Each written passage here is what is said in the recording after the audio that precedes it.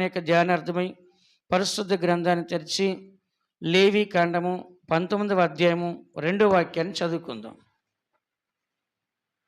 లేవి కాండము 19వ అధ్యాయము 2వ వాక్యాన్ని చదువుకుందాం. మీరు పరిశుద్ధులై ఉండవలెను, మీ దేవుడనైన యెహోవానగు నేను పరిశుద్ధుడనై ఉన్నాను. ఇక్కడ మనం చదువుతున్న వాక్యంలో దేవుని యొక్క వాక్యము, దేవుడు చెప్పిన మాట ఏంటంటే, యెహోవా మోషేకి ఇలాగ సెలవిచ్చినని మొదటి వాక్యంలో మనం చదువుచున్నాం. మీరు పరిశుద్ధులై ఉండవలెను, మీ దేవుడినైన యెహోవానగు నేను పరిశుద్ధునై ఉన్నాను అని ఇక్కడ మనం చదువుతున్నాం. ఇక్కడ ఒకటి దేవుడు కనబడుతున్నాడు, 2 ఇశ్రాయేలు ప్రజలు కనబడుతున్నారు. దేవుడు ఏమన్నాడంటే, నేను పరిశుద్ధుడిగా ఉన్నాను కాబట్టి మీరు కూడా ఎలా ఉండాలంట, పరిశుద్ధులుగా ఉండండి. ఎందుకంటే దేవుడు మోడల్గా ఉన్నాడు, అంటే మాదిరిగా ఉన్నాడు దేవుడు. అంతేగాని ఆయన ఇష్టానుసారంగా ఆయన జీవించి మీరు పర్ఫెక్ట్గా ఉండాలి అని మనకు చెప్పట్లేదు. ఆయన పర్ఫెక్ట్గా ఉండి మనకి ఏం చెప్తున్నాడు, పర్ఫెక్ట్గా ఉండండి. అంటే దేవుడు ఎలా ఉన్నాడంటే పరిశుద్ధత కలిగి ఉన్నాడు. మీకు తెలుసు కదా, నా యందు పాపం ఉందని మీలో ఎవడు స్థాపించగలని యేసుప్రభు భూలోకంలో ఉన్నప్పుడు, మానవ శరీరంలో ఉన్నప్పుడు కూడా ఆయన సవాలు విసిరాడు కదా. కానీ ఎవరు కూడా ఆయనలో పాపం నిరూపించారా? లేదు. పాపములు తీసివేయడానికి ఆయన ఈ లోకానికి వచ్చాడు.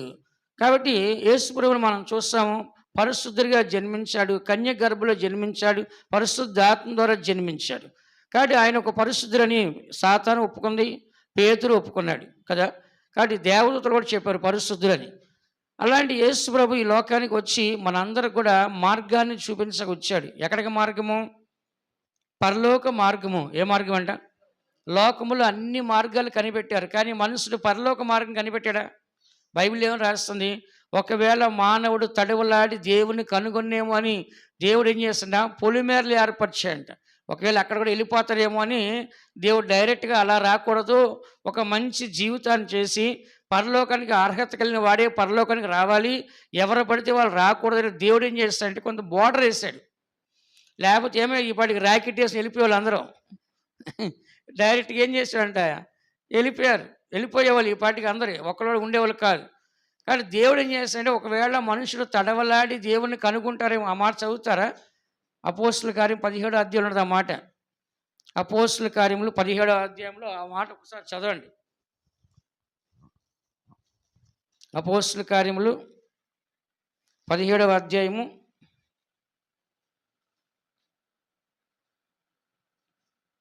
27వ వాక్యం చదవండి. మరియు యావత్ భూమి మీద కాపురమునుటకు ఆయన యొకని నుండి ప్రతి జాతి మనుషులను సృష్టించి, వారు ఒకవేళ దేవునిని తడువులాడి కనుగొందురేమో అని తన్ను వెతుకు నిమిత్తము నిర్ణయ కాలమును వారి నివాస స్థలం యొక్క పొలిమేరలను ఏర్పరచెను.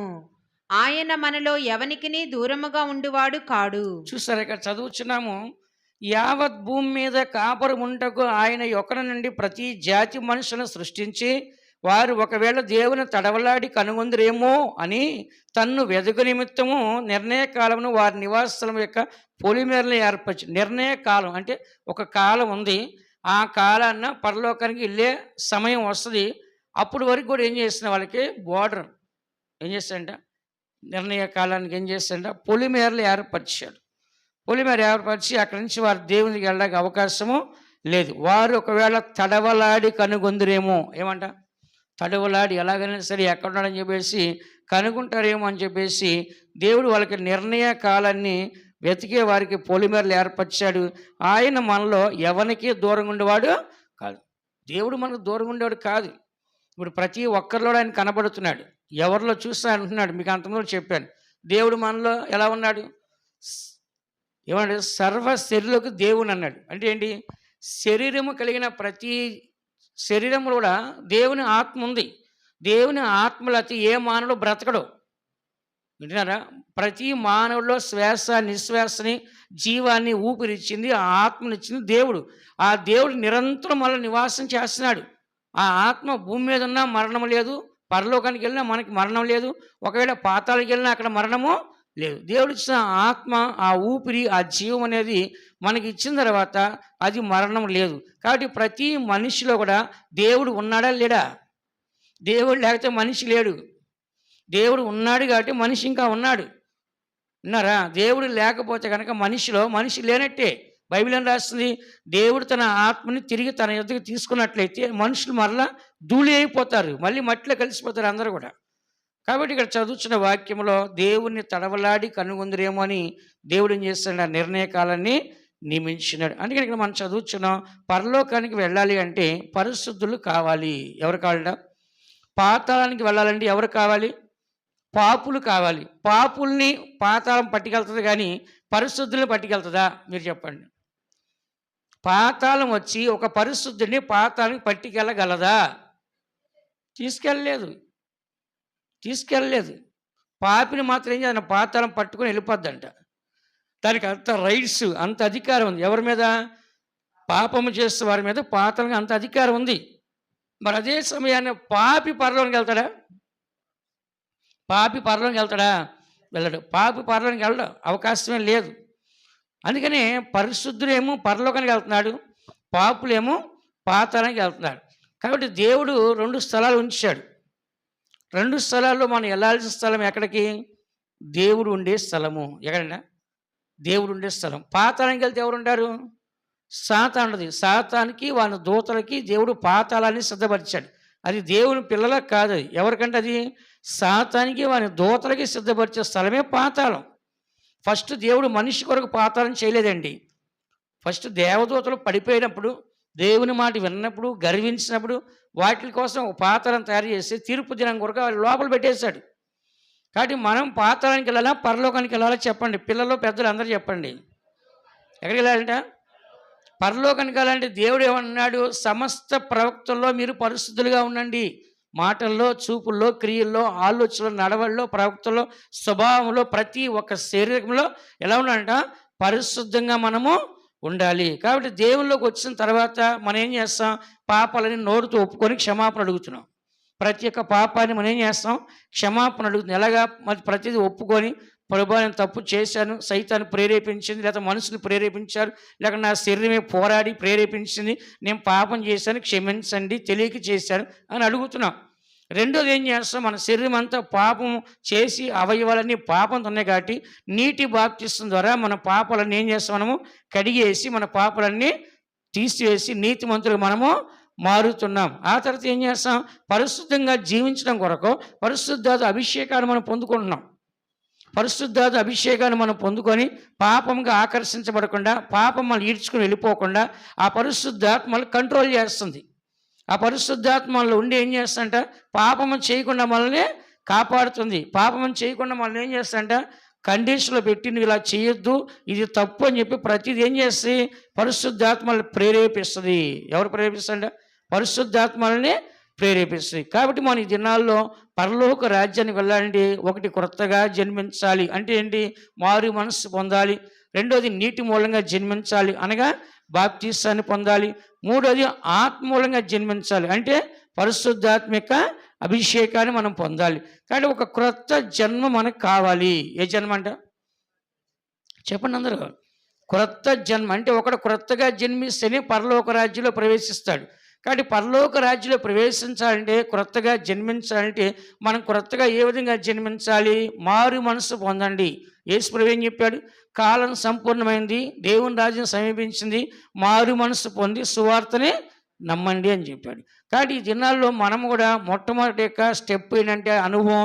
మారు మనసు పొంది దేవునిలోకి మన లోపలికి రావాలి. ఎక్కడ రావాలంట? మారు మనసు పొంది దేవునిలోకి లోపలికి రావాలి. సైతాను సంఘం ఉంది మద్రాసులో, ఎన్నో స్థలాలు సైతాను సంఘం. పెద్ద బైబిల్, మన గుమ్మం ఎంత ఉందో వాకిలి అంత పెద్ద బైబిల్ అక్కడ పెడతారు ఎంట్రన్స్లో. దాని బైబిల్ తొక్కి లోపలికి పోవాలి. అదేనా? మళ్ళీ అక్కడ లోపలికి వెళ్ళిన తర్వాత సిలువుని రివర్స్లో వేసి పెడతారు. ఇప్పుడు మన యేసుప్రభు దేవుడు అన్నాం, వాళ్ళు యేసుప్రభు దేవుడు కాదు, సైతానే దేవుడు అని చెప్తారు. ఆ తర్వాత ఏం చేస్తారంటే అక్కడికి వెళ్ళిన తర్వాత ఇంకొక 2 రకాల ఆరాధనలు ఉన్నాయి అందులో. ఒక ఆరాధన అయితే లోపలికి వెళ్ళగానే బట్టలు మొత్తం తీసేయాలి, అందరూ బట్టలు లేకుండా ఆరాధించాలి. ఇశ్రాయేలు ప్రజలు ఆ యొక్క దూడ దగ్గర డ్యాన్సులు వేస్తారు కదా, ఎక్కడ ఇశ్రాయేలు ప్రయాణంలో దూడ దగ్గర డ్యాన్సులు వేసారు. అట్లా బట్టలు మొత్తం ఊడదీసి లోపలికి వెళ్ళి ఆడమ్మగా అందరూ. అది ఒక సైతాన్ సంఘం ఉంది. ఇంకో సంఘం ఏంటంటే బట్టలు వేసుకుని వెళ్తారు. అయితే అక్కడ ఏం చేయాలంటే బల్లారం అందిస్తారు, వాళ్ళకు కూడా బల్లారం రొట్టి ద్రాక్ష ఇస్తారు వాళ్ళకి. మళ్ళానే సేమ్ ఇదే రివర్స్లో చేస్తారు. వాళ్ళు ఏం చేస్తారంటే గర్భంతో ఉన్న స్త్రీని కోసేసి ఆ పిండాన్ని తీసి ఆ మాంసం ఆ రక్తం ఇస్తారు. అంటే సేమ్ ఇలాగే వాళ్ళు రివర్స్లో చేస్తున్నారు వాళ్ళు. ఎంత దారుణం చూసారా? వాళ్ళు నల్ల బట్టలు వేసుకొని తిరుగుతారు. మనం అనుకునే తెలిసిపోద్ది. వాళ్ళు చేసే ప్రార్థన ఏంటి తెలుసా? పరిశుద్ధంగా జీవించే వాళ్ళందరూ నాశనం అయిపోవాలి, ప్రార్థన చేసే వాళ్ళందరూ నాశనం అయిపోవాలి, వాళ్ళ కాలు ఇరిగిపోవాలి, యాక్సిడెంట్లో చెయ్యి ఇరిగిపోవాలి, నోరు పడిపోవాలి, కాళ్ళు పడిపోవాలి, మంచిగా సేవ చేసే పాస్టర్ కూడా నాశనం అయిపోవాలి, పాపంలో పడిపోవాలి, ఆ సంఘాలన్నీ ఖాళీ అయిపోవాలి, ఆ సంఘాలు కూల్చేయాలి. వాళ్ళు చేసే ప్రార్థనలు ఇవి. ఎందుకని? వీళ్ళ పరలోకానికి పోతున్నారు. మనం పరలోకానికి వెళ్లకుండా సాతాన్ని ఏం చేస్తాడు దేవుడు? పాతాళం చేస్తాడు. కాబట్టి మనం వెళ్ళని పరలోకానికి వీళ్ళు కూడా వెళ్ళకూడదని చెప్పేసి సాతాను సంఘాలు ఏం చేస్తారు? ఇలాంటి భయంకర బోధలు చేస్తున్నారు. ఎందుకు ఇదంతా చెప్తున్నా అంటే ఈ దినాల్లో నాశనమే మనల్ని వెంటాడుతుంది. చెప్పండి అందరూ, చెప్పండి. ఎవరంట? నాశనం మనల్ని వెంటాడుతుంది. కాబట్టి చివరి దినాల్లో మంచి ఏదో చెడు ఏదో మనం తెలుసుకొని, భక్తి ఏదో మరి నిజాయితీ ఏదో నీతి ఏదో తెలుసుకొని, పరలోకానికి వెళ్ళే దారి తెలుసుకొని దేవుని కొరకు ఏం చేయాలి? మనము జీవించాలి. యేసు ప్రభు తన శరీరం అనే తెర ద్వారా పరిశుద్ధ స్థలంలో ప్రవేశించక మనకు మార్గం తెరిచాడు. హెబ్రీ రాసిన పత్రిక 10వ అధ్యాయం 19వ వాక్యం చదవమ్మా. హెబ్రీ రాసిన పత్రిక 10వ అధ్యాయం 19వ వాక్యం ఏమని రాస్తుంది?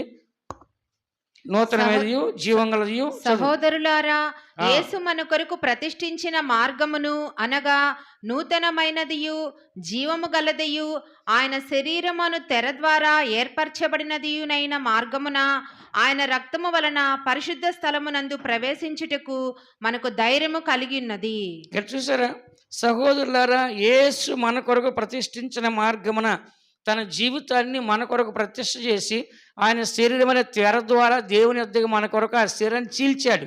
నా ద్వారా తప్పితే తండ్రి యొద్దకు ఎవడో రాడని చెప్పాడు. నేనే మార్గము సత్యము జీవము. కాబట్టి ఇప్పుడు మనకి యేసు ప్రభు ఏం చేస్తాడంటే తన శరీరాన్ని చీల్చి ఆయన మన కొరకు గాయపరచబడి ఆ గాయముల ద్వారా పరిశుద్ధ రక్తము ద్వారా అతి పరిశుద్ధ స్థలములోకి వెళ్ళి అక్కడి నుంచి మనం దేవుని దగ్గర చేరడానికి అవకాశము కల్పించాడు. యేసు మన కొరకు ప్రతిష్ఠించిన మార్గమున అనగా నూతనమైనదియు జీవము గలదియు ఆయన శరీరము అను తెర ద్వారా ఏర్పరచబడినదియునైన మార్గమున ఆయన రక్తం వలన పరిశుద్ధ స్థలమునందు ప్రవేశించుటకు మనకు ధైర్యము కలిగి ఉన్నది. హల్లెలూయా. ఇప్పుడు మనకి పరలోక రాజ్యానికి దారి చూపించింది ఎవరు? యేసుక్రీస్తు. దేని ద్వారా? శరీరం అనే తెర ద్వారా. అంటే ఇప్పుడు పరలోకానికి వెళ్ళడానికి ఎవరి ద్వారా మనం వెళ్తున్నాం? డైరెక్ట్గా ఏ పాపి పరలోకానికి వెళ్ళడు. కాబట్టి యేసు ప్రభు దేవునికి మనుషులకి మధ్యవర్తిగా ఉండి ఆయన శరీరం అనే తెర ద్వారా అంటే ఆయన రక్తాన్ని చిందించి ఆ రక్తాన్ని అతి పరిశుద్ధ స్థలంలోకి తీసుకెళ్ళి మనల్ని పరలోకానికే తీసుకెళ్తాడు. అంటే ఒక మనిషి పాపము పోవాలంటే ఒక ప్రాయశ్చిత్తం అని ఒక బలి కావాలి. కాబట్టి మానవులు అందరి కొరకు ఎవరు బలి అయ్యారు?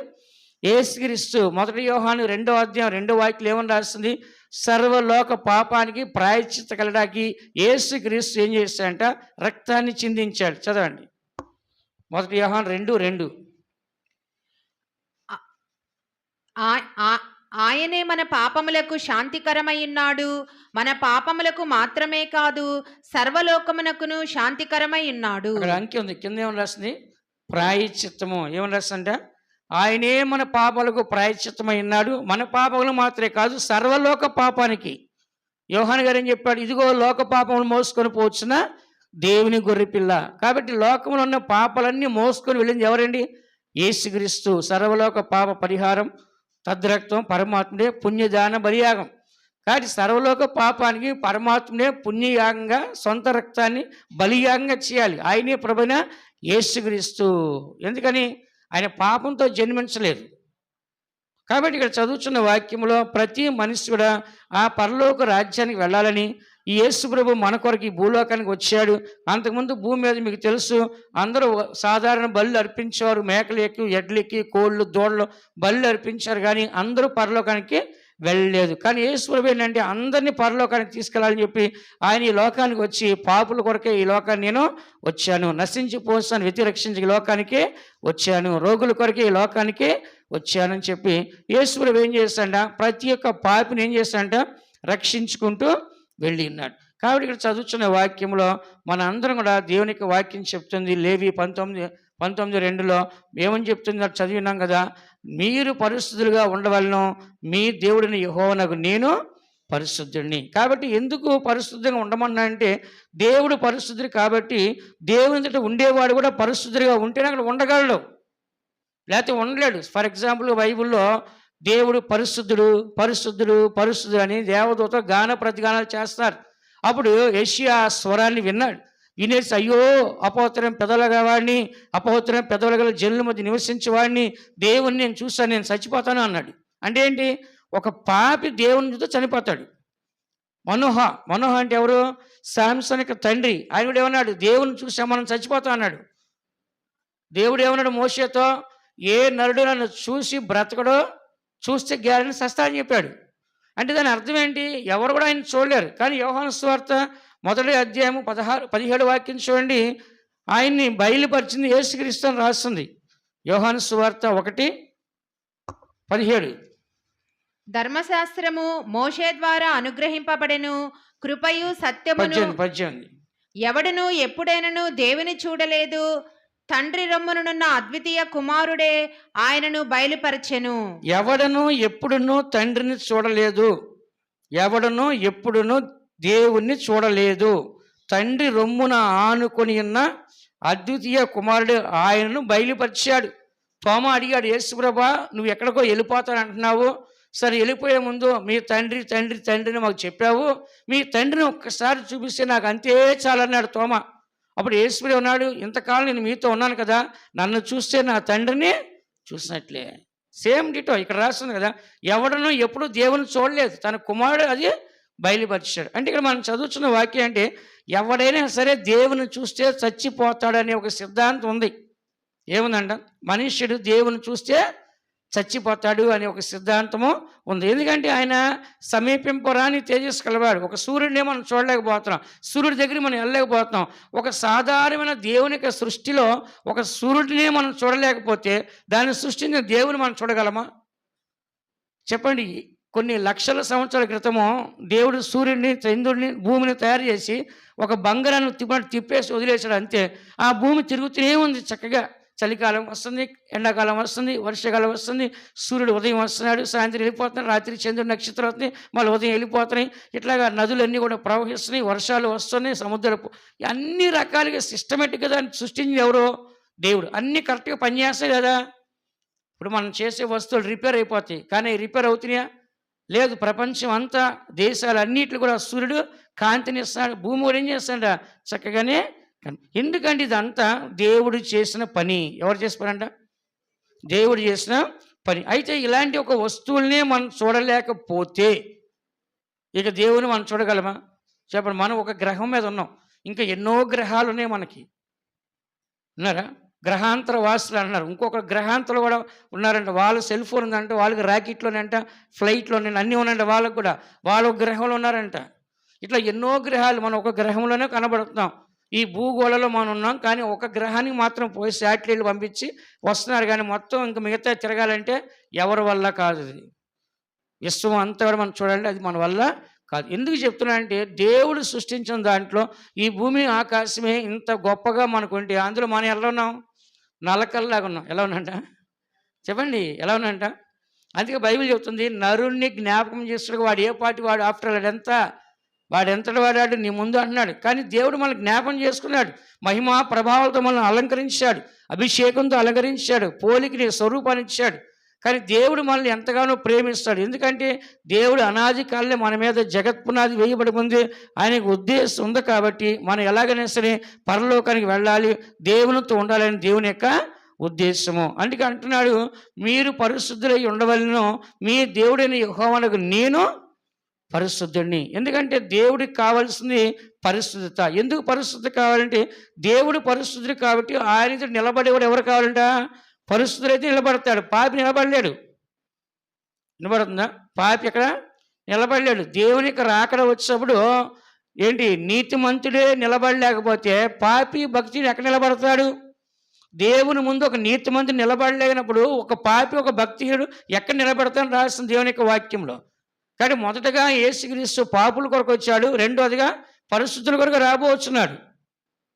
అర్థమైందా? కాబట్టి ఇక్కడ యెషయా అంటున్నాడు, దేవుని చూశాను, ఇక నేను చచ్చిపోతా అంటున్నాడు. ఎందుకంటే దేవుని చూసి ఎవరో బ్రతకలేరు. కాబట్టి ఇప్పుడు దేవుడు ఏం చేస్తాడంటే, యేసు ప్రభు తనకి మహిమను విడిచిపెట్టి ఆయన ఏం చేశాడు, సాధారణ ఒక మనిషిగా తన్ను తాను రిక్తునిగా చేసుకుని ఈ లోకానికి వచ్చాడు. సిలువ మరణం వరకు కూడా తను తాను తగ్గించుకొని ఒక మానవుడిగా జీవించి ఎన్ని రకాల శ్రమలు, నిందలు, అవమానాలు అన్నీ భరించి ఆయన ఘోరంగా కొట్టబడి చంపబడి పరలోకానికి వెళ్ళాడు. ఎందుకు ఇదంతా చెప్తున్నా అంటే, ప్రతి మనిషి కూడా ప్రారంభం ఉంటుంది, ముగింపు ఉంటుంది. కానీ మధ్యలో జీవితమే చాలా చేదుగా ఉంటుంది. ఎలా ఉంటుందంట? చేదుగా ఉంటుంది. చదవడానికి ఆ బిడ్డకి ఎట్లా ఉంటుందంట? చాలా కష్టంగా ఉంటుంది చదువుకోవాలంటే. అది ఉద్యోగం చేయాలంటే ఎట్లా ఉంటుంది? చాలా కష్టంగా ఉంటుంది. పెళ్ళి అయిన తర్వాత కాపురం చేయాలంటే ఎట్లా ఉంది? చెప్పండి, సిగ్గు ఎందుకు? చాలా కష్టంగా ఉంది. భార్య భర్తల గొడవలు, కొట్లాటలు, ఒకరంటే ఒకరికి పడతారు. నువ్వెంత అంటే నువ్వెంత, నిన్ను వదిలేస్తా అంటున్నారు. ఇట్లా జీవితం ఎలా ఉందంటే కష్టంగా ఉంటుంది అందరికీ. అర్థమైందా? చాలామంది సస్తే బాగుండు అని చాలామంది ఏం చేస్తారు, సాగు కోరుకుంటున్నారు. అంటే ఈ జీవితం నాకు ముగింపు కావాలి, నా వల్ల కావట్లా అంటున్నారు. కానీ యేసు ఏం చేస్తాడంటే ఆయన చివరి దాకా నమ్మకంగా ఆ జీవితాన్ని చేసి ముగించి పరలోకానికి పోయాడు. ఎక్కడ పోయాడంట? అందరూ చూస్తుండగా ఎక్కడ వెళ్ళాడంట? పరలోకానికి వెళ్ళాడు. కాబట్టి ప్రతి మనిషి జీవితంలో అన్ని మార్గాల్లో మనం వెళ్ళాలి, ఎక్కడ కూడా వెనక్కి తగ్గకూడదు. యేసు ప్రభు ఏమాత్రం తగ్గకుండా దేవుని కోసం ఏం చేస్తాడంట? నమ్మకంగా జీవించి వెళ్ళాడు. అందుకని పరలోక రాజ్యంలో ఉన్న దేవుణ్ణి డైరెక్ట్గా మనం చూడలేం. కాబట్టి యేసు ప్రభు ఏం చేస్తాడంటే తన మహిమని విడిచిపెట్టి ఒక సాధారణమైన ఒక మనిషిగా ఈ లోకానికి వచ్చి మనందరి మధ్యలో ఆయన జీవించి దైవికమైన కార్యాలని బోధించి దైవికమైన కార్యాలను చేసి దైవికమైన కార్యాలు పరలోకి ఎలా ఉంటే చెప్పి ఆయన మనకు మాదిరి ఉంచేసి పరలోకానికి వెళ్ళిపోయాడు. అలాగే కుమారుడు ఇలా చేస్తే తండ్రి కూడా ఏమంటున్నాడు? మీరు పరిశుద్ధులై ఉండవలను, మీ దేవుడిని యెహోవానగు నేను కూడా పరిశుద్ధుడినై ఉన్నాను. ఇదే లేవీకాండం 11వ అధ్యాయం 44 వాక్యం చూడండి. లేవీకాండం 11:44. నేను మీ దేవుడనైన యెహోవాను, నేను పరిశుద్ధుడును కనుక మీరు పరిశుద్ధులై ఉండునట్లు మిమ్ముని మీరు పరిశుద్ధపరచుకొనవలెను. ఇక్కడ మనం చదువుతున్నాము. ఈ మాట ఎందుకు చెప్తున్నా అంటే, ఇక్కడ జంతువులు తినకూడదు, ఏది పడితే అది. 11వ అధ్యాయం అంతా చెప్పింది అంటే 12వ అధ్యాయం కూడా ఏ జంతువులు తినాలి, ఏ జంతువులు తినకూడదు, ఇవన్నీ కూడా చెప్పుకుంటూ వచ్చారు. కానీ ఈ రోజులు ఏం చేస్తారు, చాలామంది అన్ని జంతువులు తినేస్తున్నారు. కుక్కలు, పందులు, కోతులు, పిల్లులు, నక్కలు ఏమన్నా వదిలిపెడుతున్నారా చెప్పండి? పిల్లి చూస్తే అది జంగిరి పిల్లి బాగుంటుందంట, పంది చూస్తే ఇది సేమ్ పంది బాగుంటుందంట. ఏం చేస్తారు ఇప్పుడు ఈ రోజులో? అన్ని రకాల జంతువులను తినేస్తున్నారు. కానీ దేవుడు ఏంటంటే కొన్ని జంతువులు మాత్రం తినండి, అన్ని జంతువులు తింటే మీరు అపవిత్రం అయిపోతారని చెప్పాడు. ఏం చెప్పాడంట? అన్ని జంతువులు తింటే ఏమవుతాడంట? ఈ 11వ అధ్యాయం ఇంటికి వెళ్ళి చదువుకోండి. ఏ పక్షి తినవచ్చు, ఏ పక్షి తినకూడదు, ఏ జంతువు తినవచ్చు, ఏ జంతువు తినకూడదు రాస్తుంది. కాబట్టి దేవుని బిడ్డలైన మన అందరూ కొన్ని వాటిని తిని మనం ఏం చేస్తామంటే అపవిత్రపరుచుకుంటాం. ఏం చేసుకున్నాం అంట? అపవిత్రపరుచుకుంటాం. అందుకని దేవుడు ఏమంటున్నాడు? పరిశుద్ధంగా ఉండండి అంటున్నాడు. కింద 45లో నేను మీ దేవుడినై ఉండుటకు ఐగుప్తుల నుండి మిమ్మల్ని రప్పించిన యెహోవా నేను పరిశుద్ధుని కనుక మీరును పరిశుద్ధులు కావాలను. నిజంగా లేవీకాండంలో ఎన్నో సందర్భాల్లో దేవుడు మీరు పరిశుద్ధులుగా ఉండని చెప్పుకుంటూ వచ్చాడు. ఎందుకు చెప్పుకుంటూ వచ్చాడంటే దేవుడితో ఉండవలసిన వారు యాజకులైనప్పటికీ, దేవుని ఉండవలసిన వారు ప్రజలైనప్పటికీ, దేవుని సేవ చేసే వాళ్ళైనప్పటికీ ఎలా ఉండాలంట? పరిశుద్ధంగా ఉండాలి. అందుకని మనం ప్రతి ఒక్క విషయంలో ఎలా ఉండాలంటే పరిశుద్ధంగా ఉంటాక మనం ప్రయాసపడాలి. పిల్లలు తప్పు చేస్తే మనం ఏం చేస్తాం? పిల్లలు తప్పు చేస్తే ఏం చేస్తాం? వెంటనే కొడతాము, శిక్షిస్తాము. అవునా కాదా? కొడతాము, శిక్షిస్తాం. తప్పు చేయగానే స్కూల్లో టీచర్ ఏం చేస్తుంది? క్లాస్ బయట నుంచోబెట్టడము, మోకాలు వేయించడము, లేదంటే ఒక క్లాస్లో ఒక ఫీల్డ్ అంతా రాకుండా చేయటము, ఇవన్నీ చేస్తారు. ఎందుకు చేస్తారంటే వాడు తప్పు చేశాడు కాబట్టి వాడికి శిక్ష వేయాలి. రెండోది ఇంకోసారి చేయకుండా వాడికి భయం కలగాలంటే ఏం కలగాలి? శిక్ష వేయాలి. శిక్ష వేయకపోతే రెండోసారి మరి అదే చేస్తాడు. ఒకసారి చేసిన తర్వాత మనం శిక్ష వేస్తే రెండోసారి చేయడానికి భయపడతాడు. ఒకసారి తప్పు చేసి పిలిచి వెంటనే కొట్టామనుకో, ఇంకోసారి వాడికి భయం ఉంటుంది, అమ్మో మళ్ళీ దెబ్బలు తినాల్సి వస్తుంది అని. మొన్నసారి ఒక పిల్ల, చిన్న పిల్ల, ఆ పిల్లకి ఇష్టం లేని కూరలు అమ్మ పెట్టి పంపించింది క్యారేజ్లో. ఇంటికి వచ్చిన తర్వాత అడిగారు, ఏమని, తిన్నావా అని. తినకపోతే పెళ్లి చేస్తుంది. ఏం చేస్తాంట ఆమె? తినకపోతే ఏం చేద్దంట? నాకు పెళ్లి చేస్తుంది, అందుకే నేను తినేసానని చెప్తుంది ఆ పిల్ల. అంటే ఏంటి? భయం, కొడతది తినకపోతే. అర్థమైందా? కాబట్టి ప్రతి ఒక్క తప్పుకి ఏం చేయాలంటే వెంటనే శిక్షించాలి. శిక్షించినప్పుడు ఏం చేస్తారు? ఇంకోసారి తప్పు చేయకుండా భయపడతారు వాళ్ళు కదా. అందుకని దేవుని బిడ్డలైన మనము ఈ సత్యాన్ని చదువుతున్నాం. దేవుడు ఎలాంటి పరిస్థితులు ఉన్నాడు, ఆయన దగ్గర నిలబడే మనం కూడా ఎలా ఉండాలంటే పరిస్థితులుగా ఉండాలి. దేవుని దగ్గర నిలబడే వాళ్ళు ఎవరంటే పరిస్థితులు అయితే నిలబడతారు, కానీ పాపులు దేవుని దగ్గర నిలబడ్డానికి వీళ్ళు కానీ కాదు. అందుకని మనం చదువుతున్నాం కీర్తన గ్రంథము 96వ కీర్తన 9వ వాక్యాన్ని ఒకసారి చదవండి. 96వ కీర్తన 9వ వాక్యం. పరిశుద్ధాలంకారములు ధరించుకొని యెహోవాకు నమస్కారము చేయుడి, సర్వభూజనులారా ఆయన సన్నిధిని వణకుడి. ఇక్కడ మనం చదువుతున్నాం పరిశుద్ధ అలంకారములు ధరించుకొని యెహోవాకు నమస్కారం చేయండి. పరిశుద్ధ అలంకారం అంటే ఏంటి చెప్పండి? పరిశుద్ధ అలంకారం ఇప్పుడు మామూలుగా మనిషికి ఏం చేస్తారు? ముక్కుకి, మూతికి.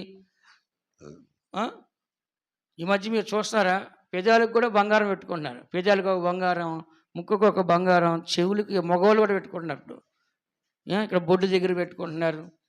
ఏంటి ఎక్కడ చూసి ఏం చేస్తారు? ఒంటి నిండా బంగారం తగిలించుకుంటున్నారు. ఎట్లా పడితే అట్లాగా, ఎక్కడ పడితే అక్కడ ఏం చేస్తారంట? ఒంటి నిండా ఏం చేస్తారంట?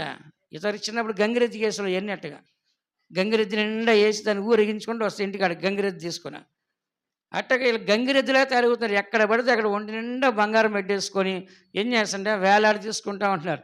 గాజులు, చేతులకి ఉంగరాలు ఇవన్నీ ఏం చేస్తారంటే ఒకటే బంగారం. పిచ్చి పట్టిపోతుంది అందరికి, కొంతమందికి. అది చూసి కానీ దొంగడికి నిద్రపడేట్లా ఆ దొంగతనం చేసేదాకా.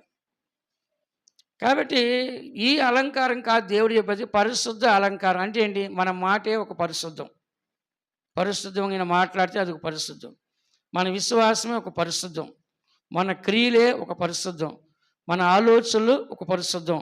మన స్వభావము ఒక పరిశుద్ధం. మన నడవడి ఒక పరిశుద్ధం. ఇట్లాగా ప్రతి ఒక్కదాంట్లో ఎలా ఉండాలి? మనము పరిశుద్ధంగా ఉండి దేవుని ఎదుట నమస్కారము చేయాలి. అంటే దేవునికి సాగిలపడే వ్యక్తి ఎలా ఉండాలంటే పరిశుద్ధుడిగా ఉండాలి. పరిశుద్ధుడిగా లేకపోతే దేవుడు ఆ వ్యక్తిని అంగీకరించడు. వినండి, పాపులు మనవు నేను ఆలకింపన్నాడు. దాని అర్థం ఏంటి? ఒక పాపి, ఒక పనికిమాలినోడు ప్రార్థన చేసి నేను ఆలకించను. ఎవడైనా దైవభక్తి గలవాడై దేవుని చిత్తం జరిగించినట్లయితే వాడి ప్రార్థన నేను ఆలకిస్తా అంటున్నాడు కదా. కాబట్టి సుంకరుడు ప్రార్థన చేసి దేవా పాపిని నన్ను కరుణించమని అడిగాడు. దేవుడు అతను కరుణించాడు. కాబట్టి దేవుడు కరుణించాలంటే ఎవరైనా కరుణిస్తాడు. కానీ మనం ఏం చేయాలంటే ప్రతి నిమిషం కూడా మనము పాపములో పడిపోకుండా చూసుకోవాలి. దేవుళ్ళంట దావీదు ఏమన్నాడు? నేను దురభిమాన పాపలో పడిపోకుండా నీ సేవకుని ఆపండి అంటున్నాడు. అంటే ఏంటి? నేను పాపము చేయకుండా మీరు నన్ను ఏం చేయాలి? ఆపండి అంటున్నాడు. అంటే మనుషుడు ఏం చేస్తాడు? పాపము చేస్తాడు. అందుకే ఏమన్నాడు దేవుడు? మీరు పరిశుద్ధులుగా ఉండాలి అన్నాడు. ఎందుకని? మనిషి పాపమే చేస్తాడు కాబట్టి ఈ పాపం చేసే మనుషుడు పరిశుద్ధంగా ఉండాలి. కాబట్టి మీరు పరిశుద్ధులుగా ఉండండి, నేను పరిశుద్ధుడిగానే ఉన్నాను అని చెప్తున్నాడు. అంటే ఏంటి? నేను పరిశుద్ధుడిగా ఉన్నాను కాబట్టి మీరు కూడా ఎలా ఉండాలి? పరిశుద్ధంగానే ఉండాలి. పరిశుద్ధంగా ఉంటేనే ఏం చేస్తారు? నాతో మీరు ఉండగలరు, నా దగ్గరికి మీరు రాగలరు. మీరు పరిశుద్ధంగా లేకపోతే నా దగ్గరికి రాలేరు, నా దగ్గర మీరు ఉండలేరు. అందుకని మనందరం కూడా ఈ సత్యాన్ని చదువుతున్నాం. దేవుణ్ణి ఆరాధించవచ్చే మనం కూడా ఎలా ఉండాలంటే పరిశుద్ధముగా ఉండాలి. ఎలా ఉండాలంట చెప్పండి? పరిశుద్ధముగా దేవుని యొద్దకు మనము రావాలి. దేవుణ్ణి ఆరాధించాలంటే, ఒక విజయాన్ని మనం సాధించాలంటే, ఒక ఆశీర్వాదాన్ని మనం పొందాలంటే పరిశుద్ధ అలంకారాలు మనకు ఉండాలి. రెండవ దినవృత్తాంత గ్రంథము 20వ అధ్యాయము 21వ వాక్యం చూడండి. మరియు అతడు జనులను హెచ్చరిక చేసిన తరువాత యెహోవాను స్తుతించుటకు గాయకులను ఏర్పరచి వారు పరిశుద్ధాలంకారములు ధరించి సైన్యము ముందర నడుచుచు యెహోవా కృప నిరంతరముండును, ఆయనను స్తుతించుడి అని స్తోత్రము చేయుటకు వారిని నియమించెను. ఇక్కడ మనం చదువుతున్నాం. ఇక్కడ యూదా ప్రజలు అందరూ కూడా ఎక్కడికి వెళ్తున్నారంట? యుద్ధానికి వెళ్తున్నారు. ఎక్కడికి వెళ్తారంట చెప్పండి? మోయాబీలు, అమ్మోనీయులు, మోయోనీయులలో కొందరు దండెత్తి 3 రాజ్యాలు ఒకేసారి ఇశ్రాయేలు ప్రజల మీదకి వచ్చినాయి. ఎవరి మీద కంట? ఇశ్రాయేలు ప్రజల మీదకి గొప్ప సైన్యం అంతా ఏం చేసిందంట? వచ్చేసరికి వీళ్ళు ఏం చేస్తారంటే ఉపవాసం ఉన్నారు. ఏం చేస్తారంట? మూడో వాక్యంలో ఉపవాసం ఉన్నారు. ఆ తర్వాత 12వ వాక్యంలో దేవునికి చెప్తున్నారు, మాకు శక్తి చాలదు, నువ్వే యుద్ధం చేయమన్నారు. ఆ తర్వాత 15వ వాక్యంలో దేవుడు చెప్పాడు, మీరు యుద్ధానికి వెళ్ళండి, యుద్ధం చేసి మీరు కాదు నేనే యుద్ధం చేస్తా అని చెప్పాడు. ఆ తర్వాత 17వ వాక్యం యుద్ధానికి మీరు సన్నద్ధం కాండి అని చెప్పాడు. ఆ తర్వాత ఇక్కడ 21వ వాక్యంలో పరిశుద్ధ అలంకారం ధరించుకొని ముందుకి వెళ్ళండి అని చెప్పాడు. ఆ తర్వాత ఇలా యుద్ధం చేయకుండానే అక్కడ శత్రులు వాళ్ళని వాళ్ళే చంపుకొని వాళ్ళందరూ కూడా అన్నీ వదిలేసి అందరూ పారిపోయారు, కొంతమంది చచ్చిపోయారు. అప్పుడు వీళ్ళందరూ పోయి ఏం చేస్తారంటే ఆ బంగారం అంతా తెచ్చుకున్నారు. దాని పేరు బెరాకా లోయ. ఏ లోయ అంట? చెప్పండి, ఏ లోయ అంట? బెరాకా లోయ. శత్రులు వచ్చారు, వాళ్ళని వాళ్ళే కొట్టుకొని వాళ్ళ చచ్చిపోయి అందరూ శవాలు అయిపోయినారు. వీళ్ళ పోయి వాళ్ళ బంగారం, వాళ్ళ డబ్బు, వాళ్ళ తిండి అన్నీ తీసుకొని సంతోషం వచ్చారు. ఆ లోయ పేరు ఏ లోయ అంట? బెరాకా లోయ. చెప్పండి అందరూ, ఏ లోయ అంట? 26వ వాక్యంలో 4వ దినమున వారు బెరాకా లోయలో కూడిరి. అక్కడ వారు యెహోవాకు కృతజ్ఞతాస్తుతులు చెల్లించినందున నేటికి ఆ చోటికి బెరాకా లోయ అని పేరు. అంటే ఏంటి? స్తుతి లేక ఆశీర్వాదం అని ఇక్కడ రాస్తుంది. కానీ మనము దేవుని స్తుతించే మనము, ఆశీర్వాదం పొందే మనము ఎప్పుడు కూడా మనకి ఏ అలంకారం ఉండాలి? చెప్పండి అందరూ. పరిశుద్ధ అలంకారం ఉండాలి. ఎప్పుడు మన చేతిలో పాఠ పుస్తకం ఉండాలి, ఎప్పుడు మన చేతిలో బైబిల్ ఉండాలి, ఎప్పుడు మన చేతిలో వాక్యం ఉండాలి, ఎప్పుడు మన మనసులో వాక్యం ఉండాలి, హృదయంలో వాక్యం ఉండాలి, ఆలోచనలో వాక్యం ఉండాలి. ప్రతి పనిలో కూడా ఏముండాలంటే మనకి వాక్యం ఉండాలి. ప్రతి పనిలో ఏముండాలంట? వాక్యం. ఎక్కడికి వెళ్ళినా సరే సిగ్గుపడకూడదు. ఏం చేయకూడదంట? కొంతమంది ఎవరికన్నా ప్రైజ్ చెప్పాలంటే సిగ్గుపడుతూ ఉంటారు. అందరి ముందు పబ్లిక్లో ఏం చేయాలంట? సిగ్గుపడుతూ ఉంటారు. కానీ చాలామంది సిగ్గుపడే వాళ్ళు ఉండరు ఈ దినాల్లో. ఎందుకంటే అది దేవుని మహిమపరుస్తాం మనం. మనుషులకైతే మనం సిగ్గుపడవచ్చు, కానీ దేవుని మహిమపరిచి మనం ఏం చేయకూడదు? సిగ్గుపడకూడదు. కాబట్టి వాళ్ళు యుద్ధానికి వెళ్ళే ముందు ఎలా వెళ్ళారంట? పరిశుద్ధంగా వెళ్ళారు. ఇశ్రాయేలు ప్రజలు యుద్ధానికి వెళ్ళినప్పుడు హాయి పట్టణానికి వెళ్ళారు. ఎక్కడంట? హాయి పట్టణం చాలా చిన్నది. 3000 మంది యుద్ధానికి వెళ్తే చాలు, ఎక్కువ మంది అవసరం, దానికి అంత కెపాసిటీ లేదు వాళ్ళకి అని చెప్పి వెళ్ళి అక్కడికి వెళ్ళి చచ్చిపోయారు. కారణం ఏంటి? హాకాని షీనారు దాచుకున్నాడు. ఎవరంట? హాకాని ఎరుకోలో షీనారు చేసుకొచ్చి దేవుడు దాచుకున్నాడు. ఆ శాపం వాళ్ళకి వచ్చింది. దేనికి? పరిశుద్ధత వాళ్ళకి లేదు. అప్పుడు దేవుడు చెప్పాడు, మీరు పరిశుద్ధపరచుకోండి, నేను మీ మధ్యలో ఏం చేస్తున్నాడు? గొప్ప కార్యాలు చేస్తానని దేవుడు చెప్తున్నాడు. కాబట్టి దేవుడు కావాల్సిన అంటే మనిషి యొక్క జీవితంలో డబ్బు అవసరం లేదు, బంగారం అవసరం లేదు, ఏది అవసరం లేదు. కానీ మనిషి జీవితంలో దేవుడు కోరుకున్నది పరిశుద్ధత. ఏం కోరుకున్నాడంట? చదవండి. యెహోషువ గ్రంథం 3వ అధ్యాయము 5వ వాక్యం చదవండి. యెహోషువ గ్రంథం 3వ అధ్యాయం 5వ వాక్యం. మరియు యెహోషువ, రేపు యెహోవా మీ మధ్య అద్భుత కార్యములు చేయును గనుక మిమ్మును మీరు పరిశుద్ధపరచుకొనుడని జనులకు ఆజ్ఞ ఇచ్చెను. దేవుడు మీకు అద్భుత కార్యాలు చేయాలంటే మీరు పరిశుద్ధపరచుకోండి. మీరు పరిశుద్ధత గనక లేకపోతే గనక దేవుడు అద్భుత కార్యాలు చేయడు. అంటే ఏంటి? దేవుడు అక్కడికి రాడు. దేవుడు వస్తే అద్భుతాలు చేస్తాడు. పరిశుద్ధత లేదు, దేవుడు అక్కడికి రాడు, ఏ అద్భుతమో జరగదు. అర్థమైంది మీకు? పరిశుద్ధత ఉన్న దగ్గరికి దేవుడు వస్తాడు, పరిశుద్ధత లేని దగ్గర ఆయన రాడు. కాబట్టి పరిశుద్ధ స్థలము దేవునికి చాలా ఇష్టము. కాబట్టి ఆయన ప్రవేశించేది పరిశుద్ధ స్థలంలో. దేవుడు పరిశుద్ధి. కాబట్టి మనకు ఒక జయము కావాలన్నా, మన జీవితం అద్భుతం కావాలన్నా పరిశుద్ధ కావాలి. ఇశ్రాయేలు ప్రజలు కూడా పరిశుద్ధ అలంకారం ధరించుకోబట్టి దేవుడు బెరాకా లోయలో శత్రుల్ని హతమ చేసి వాళ్ళని ఆశీర్వదించినాడు. మన జీవితం కూడా ఒక అద్భుతం జరగాలంటే ఏం చేయాలి? మనం దేవుని యొక్క శరీరాన్ని తినాలి, ఆయన యొక్క రక్తాన్ని తాగాలి, రొట్టె ద్రాక్షరసం తీసుకున్నాం. అప్పుడు మనం 3 రోజులు ఉపవాసప్రాలను ఉంటున్నాం. 3 రోజులు ఉపవాసం ఉండి బాగా శుద్ధీకరించుకొని శరీరాన్ని తింటాకి పరిశుద్ధపరచుకున్నాం. ఒక శరీరాన్ని తింటాకే మనం భూలోకంలో అంత పరిశుద్ధత కావాలంటే పరలోకానికి వెళ్ళే మనకి ఇంకెంత పరిశుద్ధత కావాలి? ఇంకా అధికమైన పరిశుద్ధత మనకి కావాలి. కాబట్టి ఈ లోకంలోనే మనం అంత భయపడుతున్నాం దేవుని పేరు చెప్తే, మరి పరలోకానికి వెళ్ళి దేవుని ముఖం ఎదురు నిలబడాలంటే మనకి ఎంత పరిశుద్ధత కావాలి? చెప్పండి.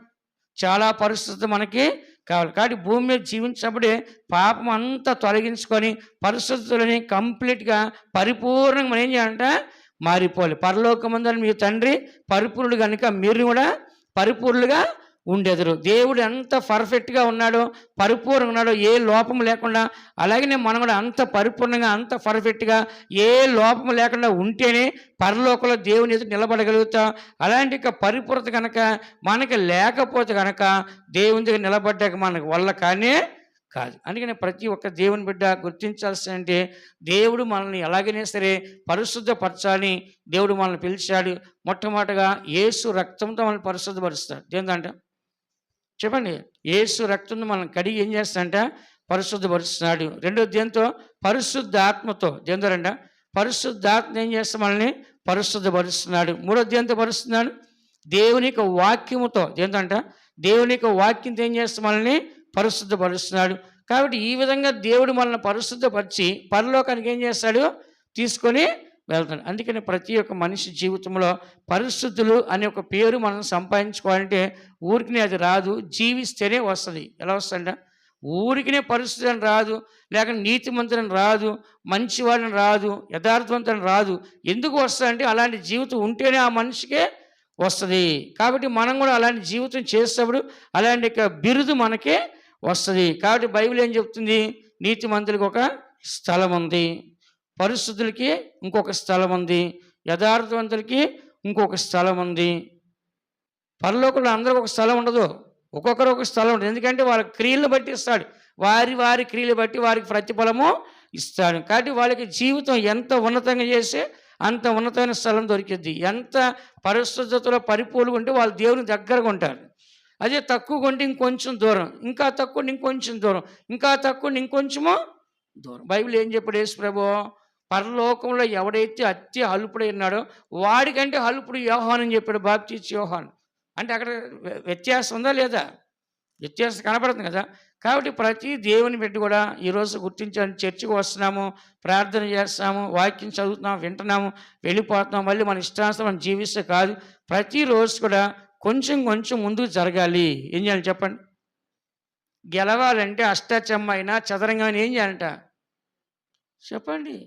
కొంచెం కొంచెం ఏం చేయాలంట? ముందుకి వెళ్ళాలా వద్దా? కొంచెం చేయాలంట, ముందుకు వెళ్ళాలి, కొంచెం కొంచెం ముందు దగ్గరికి వెళ్ళాలి. అలాగే మనం కూడా ఏం చేయాలంటే రోజు ఏం చేయాలి? కొంచెం కొంచెం ఎదగాలి. దేవుళ్ళు ఏం చేయాలి? మనము ఎదుగుతూ ముందుకే వెళ్ళాలి. కాబట్టి ఎదుగుదల అనేది మనలో లేకపోతే కనుక సంఘానికి వచ్చినా, దేవుని నమ్ముకున్నా, బైబిల్ చదువుకున్నా అదంతా వ్యర్థమే. ఒక చెట్టు ఎదగాలి, చెట్టు కాయలు కాయాలి మనం ఎదురు చూస్తాం. అట్లాగే దేవుడు కూడా మనం ఎదగాలి, ఆత్మ ఫలాలు ఫలించాలని దేవుడు చూస్తాడు. అందుకని దేవుని బిడ్డ మన యొక్క జీవితంలో దేవుడు మనల్ని పిలవడం గల కారణం ఏంటి? మొదటి దశలోనికి రాసిన పత్రిక 4వ అధ్యాయం 7వ వాక్యం చూడండి. మొదటి దశలోనికి రాసిన పత్రిక 4వ అధ్యాయం 7వ వాక్యం చూడండి. పరిశుద్ధులగుటకే దేవుడు మనల్ని పిలిచెను గాని అపవిత్రులుగా ఉండుటకు పిలువలేదు. దేవుడు ఎందుకు పిలిచాడు మనల్ని? చెప్పండి అందరూ. పరిశుద్ధులుగా ఉంటాకి పిలిచాడు. దేవునికి వస్తే మళ్ళీ మనం పాపం చిడాకో, తిరిగిపోతానమో, తాగుపోతానమో, మోసం చేసేదో, అబద్ధం ఆడేదో, బూతులు మాట్లాడేదో, కీడు చేసేదో, ద్రోహం చేసేదో, ఇట్లా ఏ చెడు కార్యం చేయకూడదు. మనం దేవుళ్ళకి వచ్చేసరిత అదంతా వదిలేస్తాం. ఇంకా ఏమంట అదంతా ఏం చేస్తాం? మనం వదిలేయాలి. ఇక్కడ రాస్తుంది ఏమని చదువుతుంది? దేవుని యొక్క వాక్యలు ఏమని రాస్తుంది? చక్కగా, చాలా చక్కగా రాస్తుంది. పరిశుద్ధులు అగుటకే దేవుడు మనల్ని పిలిచింది కానీ అపవిత్రులుగా ఉంటకు దేవుడు మనల్ని పిలవలేదు. కాబట్టి ప్రతి మనిషి కూడా పరిశుద్ధులుగా ఉండాలని చెప్పేసి దేవుడు మనల్ని పిలిచాడు. కాబట్టి పరిశుద్ధులుగానే మనం జీవించాలి. ఎలా జీవించాలంట? పరిశుద్ధులుగా ఉంటాకే దేవుడు మనల్ని పిలిచాడు. కాబట్టి మనం ఏం చేయాలంట? పరిశుద్ధులుగానే ఉండాలి. చావు వచ్చినా సరే చావడానికి సిద్ధపడాలి, కానీ పాపం చేయడానికి మాత్రము బైబిల్ ఒక వ్యక్తి ఎవరైనా ఏసావు ఎవరంట? ఏసేపు అనే ఆ వ్యక్తిని పోతీఫరు భార్య ఏం చేస్తాడంట? పాపం చేయడానికి బలవంతం చేయమంది. కానీ ఏమన్నాడు? ఇంత ఘోరమైన దుష్కార్యం చేసి దేవుని విరోధంగా నేను పాపం ఎలా కట్టుకుంటానో, నేను దేవునికి భయపడేవాడిని, ఈ పాపం నేను చేయనని తన పరిశుద్ధతను కాపాడుకున్నాడు. పరిశుద్ధతను కాపాడుకున్నందుకు ఆయనకి ఏమొచ్చిందంట? శిక్ష వచ్చింది. ఎక్కడ వేశారు? తీసుకెళ్ళి జైల్లో వేశారు. ఎక్కడ వేశారంట? జైల్లో వేశారు. కాబట్టి ఏసేపుకున్న పెద్ద సమస్య అంటే పరిశుద్ధత. అన్నదమ్ములందరూ పాపం చేస్తారు, అన్నదమ్ములందరూ వ్యభిచారం చేస్తారు. ఈయన ఏం చేస్తాడు? వచ్చి వాళ్ళ నాన్న చెప్పేవాడు, పోయి నాన్న వాళ్ళందరూ పాపం చేస్తారని చెప్పి వాళ్ళందరూ ఈయన పగబట్టారు. పగబట్టి ఏం చేశారు? ఒక గోతులో పారేశారు. మళ్ళీ ఏం చేశారు? వాళ్ళని ఇష్మాయిల్కి అమ్మేశారు. ఆ తర్వాత పోతీఫరు ఇంట్లో ఆయన పని మనిషికి ఉన్నప్పుడు అక్కడ కూడా ఆయన భార్య ఏం చేసింది? ఆయన మీద కన్ను వేసింది. మళ్ళీ అక్కడ పాపం చేయకుండా అక్కడ తప్పించాడు. మళ్ళీ తీసుకుని ఏం చేశారు? జైల్లో వేశారు. కానీ చివరికి ఏమయ్యాడంటే ఆయన పరిశుద్ధత గెలిచింది. ఏం గెలిచిందంట? పరిశుద్ధత గెలిచి ఆ దేశానికి ఏమంట ఒక రాజుగా అయిపోయాడు కదా. కాబట్టి పరిశుద్ధత గెలిచింది. కానీ గెలిచే వరకు కూడా ఏం చేయాలంట? ఓపిక, సహనం మనకి కావాలి. దానికి లొంగకూడదు. కానీ ఏసేపు లొంగాడా? లొంగలేదు. చావడగానే సిద్ధపడ్డాడు, కానీ పాపం చేయడానికి మాత్రమో సిద్ధపడలా. పాపం చేసేస్తే అసలు అతనికి జైలుకి వెళ్ళేవాడు కాదు, అలాగా అతను శిక్ష అనుభవించేవాడు కానీ కాదు. కాబట్టి అంత నీచంగా అతన్ని అలాంటి మార్గులు వెళ్ళినప్పటికీ దేవుడు ఆయన ఏం చేస్తాడంట? సింహాసనానికి ఎక్కించాడు. ఎక్కడికి ఇచ్చాడ? చెప్పండి అందరూ. ఎక్కడికి ఇచ్చాడంట? సింహాసనం ఆయన రాజుగా పెట్టాడు. అందుకని దేవుని బిడ్డలు మనము దేవుడు పిలిచిన ఆ పిలుపుకి తగినట్టుగా మనం జీవించాలి. ఎన్ని కష్టాలు వచ్చా సరే పరిశుద్ధత మాత్రం వదలకూడదు. చనిపోయినా చనిపోతున్న పాపం చేయకుండా పరలోకానికి వెళ్తాను హతసాక్షిగా. అంతేగాని పాపం చేసి నేను లొంగిపోయి దేవునికి పరలోకాన్ని నేను దూరం అవ్వకుండా ఉండాలని అనుదినం కూడా మనం ఏం చేయాలంటే ప్రార్థన చేయాలి. ఏం చేయాలంట? అనుదినం ఏం చేయాలంట? ప్రార్థన చేయాలి. ప్రభువా, నేను పాపంలో పడిపోకూడదు, శరీరకారు పడిపోకూడదు, వ్యభిచారంలో పడిపోకూడదు, దొంగతనంలో పడిపోకూడదు, త్రాగుబోతుగా పడిపోకూడదు, తిరిగిపోతుగా, ఇలా ప్రతి ఒక్క దానికోసం ఏం చేయాలంటే రోజు ప్రార్థన చేయాలి. ప్రతిరోజు మనం ఏం చేయాలి? సుంకరి కాదు, పరిసెడు ప్రార్థన చేస్తాడు. ప్రభా, ఈ చోర్ల వల్ల లేను, ఈ సుంకర వల్ల లేను, అన్యాయస్తుల లేను, ఇలా అందరిలాగా నేను లేనని ప్రార్థన చేస్తాడు ఆయన. ఆయన ఏమన్నాడు? నేను మంచిగా ఉన్నానని చెప్తున్నాడు ఆయన. మనం కూడా ఏం చేయాలంటే ఈ దుష్టలోకములు అనేకుల మధ్యలో మనం ఉన్నప్పటికీ మనం ఏం చేయాలంటే అది అంటకుండా మనం ఏం చేయాలంట? కాపాడుకోవడానికి ప్రయాసపడాలి. కాబట్టి ఇక్కడ దేవుడు ఏం చెప్తున్నా అంటే మనకి పరిశుద్ధంగా ఉంటాకే దేవుడు మనల్ని పిలిచాడు, కానీ అపవిత్రులుగా ఉంటాకే దేవుడు మనల్ని పిలవలేదు. అందుకే చివరి దినాల్లో మనం ఏం చేయాలంటే దేవుడు మనకిచ్చిన పరిశుద్ధతని అనుదినం కూడా కాపాడుకొని మనం ఏం చేయాలంటే ముందుకి వెళ్ళాలి. అందుకనే 1 పేతురు రాసిన పత్రిక 3వ అధ్యాయం 5వ వాక్యం చూడండి. 1 పేతురు 3వ అధ్యాయం 5వ వాక్యం. అటువలే పూర్వము దేవుని ఆశ్రయించిన పరిశుద్ధ స్త్రీలను తమ స్వపరుషులకు లోబడి ఇండుట చేత తమ్మును తాము అలంకరించుకొనిరి. ఇక్కడ మనం చదువుతున్న వాక్యంలో ఏమని మనం చదువుతున్నామో, అటువలే పూర్వం దేవుని ఆశ్రయించిన పరిశుద్ధ స్త్రీలు అంట. ఎవరంటారు? పరిశుద్ధ స్త్రీలు. వాళ్ళ దగ్గర పరిశుద్ధి ఎలా ఉందంట? భర్తలకు లోబడ్డండి, అదే పరిశుద్ధ. తమను తాము అలంకరించుకోండి. ఎలాగా? భర్తకు లోబడి, భర్తను ఎదిరించకుండా, భర్తకు తిరుగుబాటు చేయకుండా. భర్త అంటే ఎవరు? ఇంటికి శిరస్సు ఆయన. ఎవరంట? ఇంటికి శిరస్సు. కాబట్టి వాళ్ళు పరిశుద్ధ స్త్రీలు అంట. ఈ దినాల్లో మనం చూసినట్లయితే భర్తల రక్షణ లేదు. ఎవరికి రక్షణ ఉంది? భార్యకి రక్షణ ఉంది. భర్త చూస్తే తాగుబోతు అవ్వచ్చు, లేకపోతే రక్షణ లేనివాడి కావచ్చు. కానీ ఇప్పుడు ఈమెం చేయాలి? అతను లోబడాల్సి వస్తుంది. లోబడకపోతే ఇంట్లో సమాధానం అనేది ఉండదు. సమాధానంగా ఉండాలంటే ఏం చేయాలి? ఆమె లోబడాలి. అతనేమో అవిశ్వాసి, ఈమెమో విశ్వాసి. అతనేమో పరిశుద్ధంగా ఉండడు ఏ విషయంలో, ఈమెం చేస్తుంది? పరిశుద్ధంగా ఉంటుంది. ఇప్పుడు ఇద్దరికి సెట్ అయిద్దా? అవ్వదు. అయినా కూడా ఏం చేయాలంట? చెప్పండి, ఏం చేయాలంట? లోబడాల్సిందే. మీకు పైన ఎవరైతే ఉన్నారో వాళ్ళకి ఏం చేయాలంట? లోబడి. నీ పైన అధికారి కావచ్చు, నీ పైన భర్తే కావచ్చు, నీ పైన యజమానుడే కావచ్చు, ఎవరైతే నీకు శిరస్సుగా ఉన్నారో నీకు దేవుడే కావచ్చు, వాళ్ళకి ఏం చేయాలంటే మనము లోబడాలని చదువుతున్నాం. కాబట్టి వాళ్ళకి ఏం పేరు ఇచ్చాడు దేవుడు? పరిశుద్ధ స్త్రీలు. ఏం చెప్పండి? ఏ స్త్రీలు అంట? పరిశుద్ధ స్త్రీలు. అంటే వాళ్ళ సమాజంలో పరిశుద్ధులే, కుటుంబంలో పరిశుద్ధులే, జీవితంలో పరిశుద్ధులే. ఈ దినాల్లో కొంతమంది మనం చూడండి, సమాజంలో సాక్ష్యం ఉండదు ఇంటికాడ, కొంతమందికి ఇంట్లో సాక్ష్యం ఉండదు, కొంతమందికి చర్చిలో సాక్ష్యం ఉండదు. దాని అర్థం ఏంటి? పరిశుద్ధత. ఒక మాటలో పరిశుద్ధత లేదంటే సమాజంలో నీకు సాక్ష్యం ఉండదు, ఇంటిలో సాక్ష్యం ఉండదు, చర్చిలో కూడా సాక్ష్యము ఉండదు. కాబట్టి మన మాట ఎలా ఉండాలంట? పరిశుద్ధంగా ఉండాలి. చెప్పండి అందరూ, ఎలా ఉండాలంటే మన మాట పరిశుద్ధంగా ఉండాలి. కాబట్టి ఈ దినాల్లో మన అందరం కూడా ఈ సత్యాన్ని చదువుతున్నాం. పరిశుద్ధ స్త్రీలు తమ భర్తలని లోబడ్డారు కాబట్టి అది వాళ్ళకి ఎలా ఉందంటే అలంకారంగా ఉందంట. ఎలా ఉందంట? అలంకారంగా. కాబట్టి మనం కూడా అలంకారంగా ఉండాలంటే కనుక మనలో ఒక లోబడే స్వభావం ఎప్పుడు కూడా మనకు కనపడాలి. అప్పుడే మనం ఎవరిని ఎదిరించకుండా, వ్యతిరేకించకుండా ఎప్పుడైతే మనం లోబడి ఉన్నామో ఒక దినాన్న ఈ పరిశుద్ధాన్ని గెలిచిద్ది. ఆ చెడుతనం ఏమైందంట? ఓడిపోద్ది. పరిశుద్ధి ఏమైందంట? గెలిచిద్ది. మీరు చెప్పండి, చివరికి ఎప్పటికైనా సరే పరిశుద్ధి గెలిచిద్దా, పాపం గెలిచిద్దా? పరిశుద్ధి గెలిచిద్ది. మంచి గెలిచిద్దా, చెడు గెలిచిద్దా? మంచే గెలిచిద్ది. కాబట్టి కాతో ఓర్చుకోవాలి. ఎందుకని? ఆ చెడుతనాన్ని మనం భరించాలి. ఏనుగు చెప్పిద్దంట, ఏనుగుతో పంది చెప్తుందంట ఏమని, నన్ను చూస్తే ఏనుగు భయం వేసేది, ఎంత దూరంగా పారిపోతున్నా చూడు, నేనంటే దానికి అంత దడ అందంట. ఎవరో పంది. ఏనుగు తొండం పెట్టి ఒక దెబ్బ కొడితే పంది చచ్చిద్ది. కానీ ఏనుగు ఎందుకు పందికి దూరంగా వెళ్ళిపోతుంది? అది బురద వేసుకొని అంత ఊపుకుంటా ఏం చేద్దంట వెళ్తూ ఉంటుంది. ఏనుగుకి ఏంటంటే మళ్ళీ ఆ దరిద్రం అంతా నా మీద వేస్తుందేమని చెప్పి దాన్ని చూసి దూరంగా పోతుంది. కానీ పంది ఏమంటుంది, నన్ను చూస్తే దానికి భయం వేస్తుంది అంటుంది. అర్థమైందా? భయం ఎందుకు భయము? ఆ పెంట ఎక్కడ నా మీద పడుద్దో ఆ దరిద్రం అంతా అని. అలాగే ఈ జిన్నాల్లో మనం భయపడుతున్నామంటే ఎందుకు భయపడడం? చెడ్డవాళ్ళకి మనం చెడ్డవాళ్ళకి భయపడట్లా, మనం తప్పు చేసి కాదు మనం భయపడేది. ఆ దరిద్రం మనకు అంటకుండా, ఆ పాపం మనకు అంటకుండా, ఇతరుల నోట్లో నోరు పెట్టకుండా ఏం చేస్తాం మనం? మౌనంగా ఉన్నాం. ఎందుకని? చేతగా కాదు. నువ్వు అరిసి ఏం తేడా ఉంది అందులో కదా? ఈ దినాల్లో చాలామంది ఎట్లా అంటే నోరేసుకొని పడిపోతున్నారు. ఇక ఎవరికి మర్యాద ఇవ్వట్లేదు, పెద్ద చిన్న అని లేదు. ఏంటి ఒక స్థాయిలో ఉన్నారని ఏది లేక నేను చేస్తాను, నోరేసుకొని పడిపోతున్నారు. అందరూ ఏం చేస్తారు నోరుకి? ఎందుకంటే అది బజారు మనిషి, ఎట్టబడితే అట్ట మాట్లాడది, దానికి అద్దు అదుపు లేదు, పక్కింటోళ్ళు వింటారని లేదు, ఎదిరింటోళ్ళు వింటారని లేదు, పక్కన ఇంకో మనిషి ఇంటి అసహ్యంగా ఉండదని లేదు. వాళ్ళ నోరుకి అదిపే ఉండడం ఏం చేస్తారు? ఓ అరుస్తారు, కుక్క అరిసినట్టుగా. అరిసినప్పుడు ఏమైంది? మనకి సిగ్గు అవమానంగా ఉంటుంది మనకి. ఎందుకంటే చుట్టుపక్కల మన మధ్యలో జీవించాలి, సంచరించాలి, మనకంటే ఒక మర్యాద ఉంటుంది. కొంతమందికి నోరు తెలిసారంటే వాళ్ళకి అద్దు అదుపు ఆపే ఉండదు. అందుకని వాళ్ళకి ఏం చేస్తారు? అందరూ భయపడతారు. ఏం చేస్తారంట? ఎందుకు భయపడతారంటే ఆ దరిద్రం మళ్ళీ మన మీదకి రాకూడదు. అందుకని దేవుడు మనల్ని అపవిత్రంగా పిల్లలేదు కాబట్టి అపవిత్రం కాకూడదు. మనం ఎప్పుడు ఏం చేయాలంటే పరిశుద్ధతని కాపాడుకోవాలి. ఏం చేయాలంట? దేవుడు మనకిచ్చిన పరిశుద్ధతని ఏం చేయాలంట? కాపాడుకోవాలి. 2 కొరింథీ రాసిన పత్రిక 7వ అధ్యాయం 1వ వాక్యం చూడండి.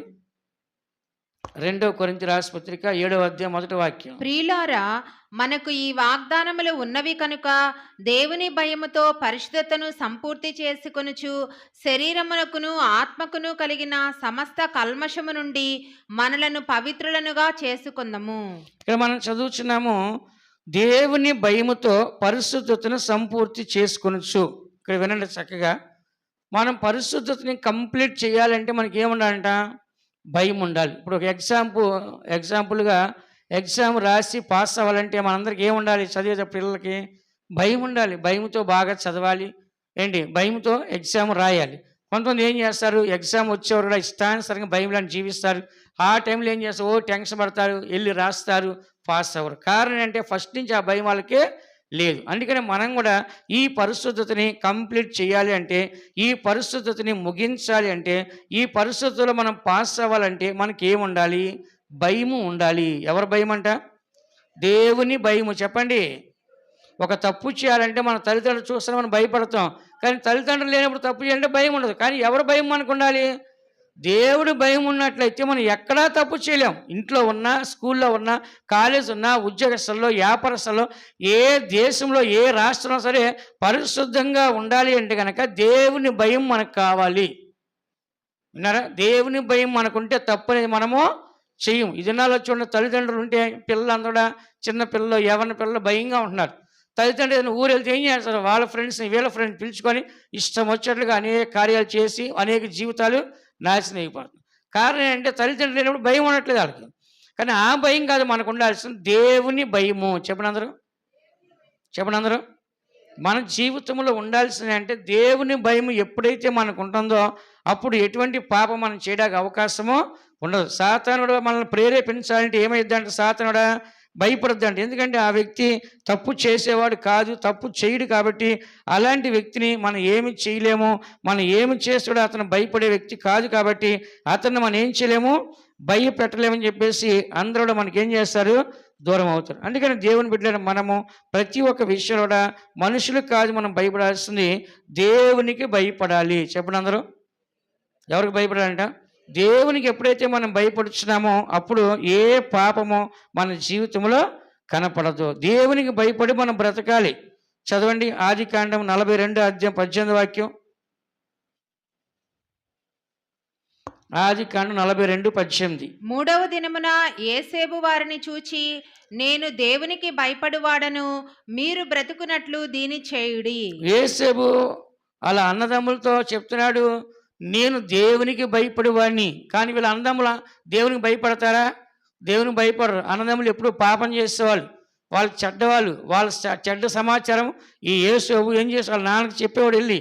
అంత మాత్రం కాదు, వీళ్ళు చెడ్డవాళ్ళు కాబట్టి వీళ్ళు చేసిన పాపాన్ని తమ్ముడు చూసి నాన్నకి చెప్తున్నాడు కాబట్టి తమ్ముడిని చంపేయాలని చెప్పేసి వాళ్ళు గోతులో పారేసి అతన్ని అమ్మేసి వాళ్ళ నాన్నకి ఏం చెప్పారు, ఏదో సింహమో పులి వచ్చి తినేసింది, చచ్చిపోయి అడిగో బట్టలు మాత్రం వాడి అని చెప్పారు.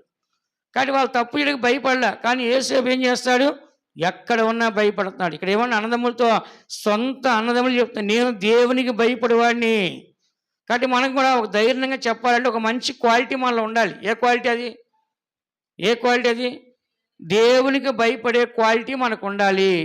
ఏ క్వాలిటీ అంటే తల్లిదండ్రులకు భయపడిపోవచ్చు, తల్లిదండ్రులను లెక్క చేయకపోవచ్చు. ఎందుకంటే వాళ్ళు కొన్ని వీక్నెస్లు మనం చూసినప్పుడు వీళ్ళు నాకు చెప్పేదేంటి, వీళ్ళు సరిగ్గా ఉన్నారా అని నువ్వు అనొచ్చు.